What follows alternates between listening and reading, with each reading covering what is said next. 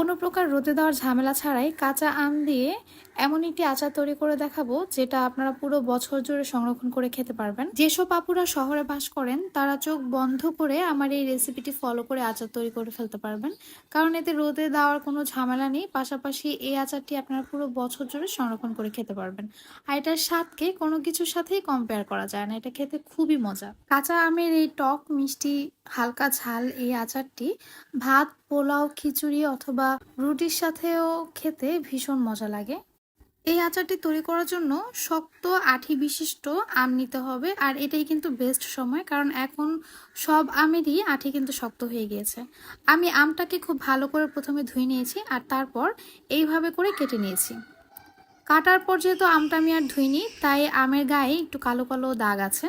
একটা জিনিস খেয়াল রাখবেন, এই আচারে কিন্তু আমি কোনো প্রকার পানি ব্যবহার করব না, আর তাই আমি আমটা কেটে আর কিন্তু এটাকে পানি দিয়ে ধুইনি। এখন একটি স্পেশাল মশলা তৈরি করে নেব, আর এই জন্য আমি এখানে 1.5 টেবিল চামচ পরিমাণ পাঁচফোড়ন নিয়েছি, আর সাথে দিয়ে দেব 1 টেবিল চামচ পরিমাণ সরিষা। পাঁচফোড়নের সাথে অলরেডি সরিষার মিক্স করা আছে, তারপর আমি এক্সট্রা করে একটু সরিষা এখানে দিয়ে দিচ্ছি, আর দিয়ে দেব 1 টেবিল চামচ পরিমাণ ধনিয়া। এখন চুলার আঁচটা একদম কমে রেখে এই মশলাগুলোকে আমি রোস্ট করে নেব। অতিরিক্ত তাপে এই মশলাটা ভাজলে এটা পুড়ে যাবে এবং এটার স্বাদটা তিতা হয়ে যায়, সেক্ষেত্রে আচারের স্বাদটাও নষ্ট হয়ে যায়। তো চুলার আঁচটা একদম কমে রেখে এই মশলাগুলোকে একটু রোস্ট করে নিতে হবে। এখন এই মশলাটাকে আমি ঠান্ডা করে নেব, আর তারপর ব্লেন্ডারের জারে দিয়ে আমি এটা ব্লেন্ড করে নেব। মশলাটা ব্লেন্ড হয়ে গিয়েছে, এখন আচার তৈরি করার পালা। আচার তৈরি করার জন্য আমি এখানে 1/2 লিটারের একটু বেশি তেল নিয়েছি।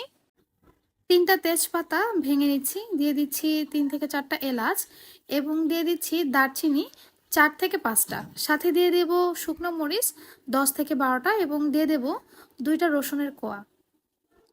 এখন এই মশলাগুলোকে তেলের সাথে খুব ভালো করে ভেজে নেব। এ পর্যায়ে তেলটা কিন্তু খুব বেশি গরম হয়নি। গরম তেলের মধ্যে শুকনো মরিচ ছাড়লে সেটা কালো হয়ে যায় এবং খুব ভালো করে ভাজাও হয় না। তাই তেলটা যখন হালকা গরম হবে ঠিক তখনই এই মশলাগুলো তেলের মধ্যে ছেড়ে দিতে হবে। এ পর্যায়ে অ্যাড করব 1 টেবিল চামচ পরিমাণ পাঁচফোড়ন। এখন এই পাঁচফোড়নটাকে তেলের মধ্যে খুব ভালো করে ভেজে নেব যতক্ষণ না পর্যন্ত পাঁচফোড়নের সুন্দর একটা স্মেল বের হয়। কেটে রাখা আমগুলোকে এখন আমি তেলে ছেড়ে দেব। আমি এখানে প্রায় 1.5 কেজি পরিমাণ আম নিয়েছিলাম। আমার রেসিপিগুলো ভালো লেগে থাকলে অবশ্যই আমার চ্যানেলটি সাবস্ক্রাইব করে যাবেন এবং লাইক, শেয়ার, কমেন্ট করে আমার পাশে থাকবেন। আমগুলো তেলের মধ্যে দেওয়ার পর আমি এখানে কিছু মশলা অ্যাড করব।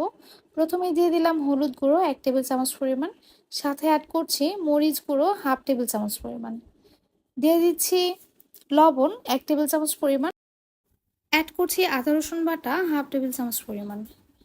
এখন এই মশলাগুলোকে খুব ভালো করে আমের সাথে মিশিয়ে নেব। আমি যে পাত্রে এই আচারটা তৈরি করছি সেটা তুলনামূলকভাবে একটু ছোট হয়ে গিয়েছে, তবে আপনারা চেষ্টা করবেন একটি বড়সড় পাত্রে আচার তৈরি করার জন্য। মশলাটাকে খুব ভালো করে আমের সাথে মিশিয়ে দেব এবং তারপর এটাকে আমি ঢেকে রান্না করব 15 থেকে 20 মিনিটের মতো, আর চুলার আঁচটা মিডিয়ামে চেয়ে একটু কমে রাখবো। এর মধ্যে আমি কয়েকবার এই আচারটাকে নেড়ে চেড়ে দিয়েছিলাম যাতে করে নিচে লেগে না যায়, আর দেখতেই পারছেন এর মধ্যেই কিন্তু আচারটা অনেকটাই গলে গিয়েছে। এখন এই আচারটাকে ভালো করে নেড়ে চেড়ে রান্না করে নিতে হবে যতক্ষণ না পর্যন্ত আচারটা পুরোপুরি গলে যায়।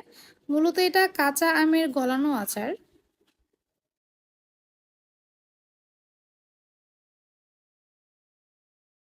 এ পর্যায়ে আমি অ্যাড করব চিনি। আমি প্রথমে এখানে 1.5 কাপ পরিমাণ চিনি অ্যাড করছি। এখন এটাকে খুব ভালো করে মিশিয়ে নিতে হবে। চিনির পরিমাণটা কম বেশি হতে পারে আমটা বুঝে। আম যদি একটু বেশি পরিমাণে টক হয় সেক্ষেত্রে চিনির পরিমাণটা আরও বেশি লাগতে পারে। আপনাদের স্বাদ অনুযায়ী আপনারা চিনিটা অ্যাড করে নেবেন। তবে আমার 1.5 কেজি আমের জন্য চিনি লেগেছে পুরো 2 কাপ পরিমাণ। এই পর্যায়ে চুলার আঁচটা একটু বাড়িয়ে দেব এবং এটাকে কন্টিনিউয়াসলি নেড়েচেড়ে রান্না করে নেব, যাতে করে চিনি থেকে যেই পানিটা বের হয় সেটা খুব দ্রুত শুকিয়ে যায়। এখন আমি যে গুঁড়া মশলাটা ব্লেন্ডার করে রেখেছিলাম সেটা দিয়ে দিচ্ছি। এই মশলাটাকে আচারের সাথে খুব ভালো করে মিশিয়ে নেব। এই মশলাটা আচারে দেওয়ার পর আচারের টেস্টটা একদম চেঞ্জ হয়ে যাবে এবং এটা খেতে খুবই মজা হবে।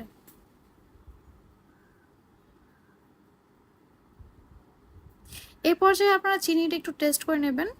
যদি এই পর্যায়ে একটু লবণ অথবা চিনি লাগে সেক্ষেত্রে এখানে অ্যাড করে নেবেন। আমার মনে হয়েছে আরও হাফ কাপ পরিমাণ চিনি এখানে দরকার, তাই আমি এখানে আরও হাফ কাপ পরিমাণ চিনি অ্যাড করছি। টোটাল 2 কাপ পরিমাণ চিনি আমি এই আচারের জন্য অ্যাড করেছি।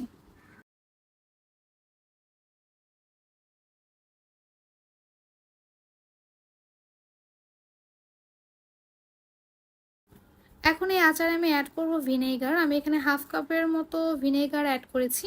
এই আচারটা সংরক্ষণ করতে চাইলে সিরকা অথবা ভিনেগারটা কিন্তু অবশ্যই ব্যবহার করতে হবে। এখন আচারটাকে নেড়েচেড়ে আমি আরও কিছুক্ষণ রান্না করে নেব।